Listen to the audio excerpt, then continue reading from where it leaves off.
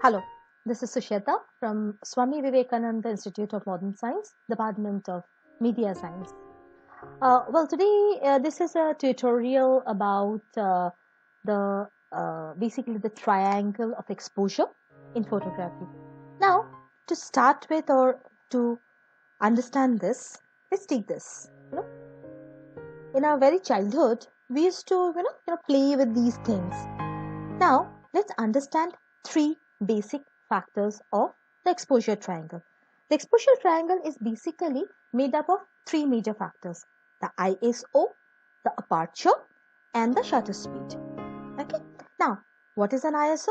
ISO is the name given to the basic measure of light sensitivity in a digital camera, and an aperture is the size of opening in the lens. Now, suppose this is your lens.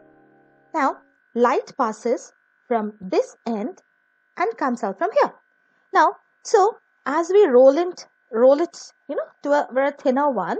So what happens is the light passes, less of light passes, and now when we open up into a big hole, more of light passes.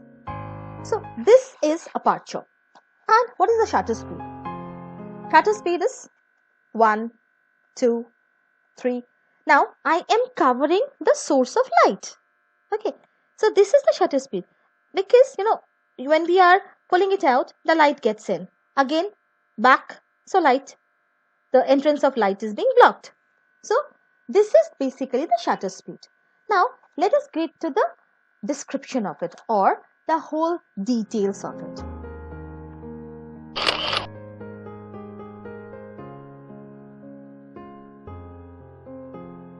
Let's look at each of the aspects that make up the core of all photography. As a matter of fact, regardless of the camera system, you are using all these aspects.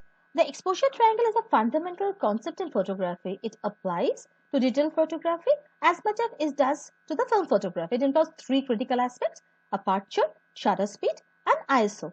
Now, let's see what is an ISO.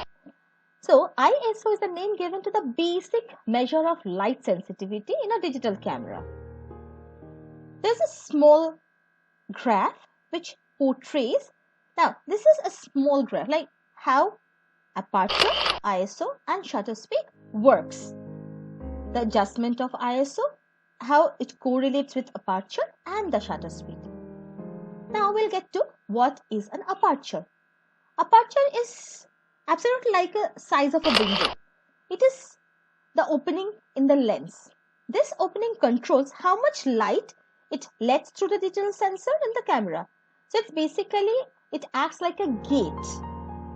So the triangle, ISO, is in the top of the triangle, where it is the sensitivity. The shutter speed controls the timing, and the aperture is the opening of the lens. Now, the shutter speed is the length of time that the shutter of the camera remains open for when the picture is being taken. So, more the shutter speed, less the time given for the light to enter the lens. So, basically aperture and the depth of field. Now, how do you correlate this? This has to be correlated. The depth of the field is basically dependent on the aperture, like by how much light it permits to enter. So this is how it works. So if the aperture is more light gets in, so the picture is clear. Less light gets in, the picture is blur. So this is how the picture looks like when there is the same ISO and you change the aperture remaining and the shutter speed changes. So here we come to the end of this presentation, and I'll get back to you with another new one.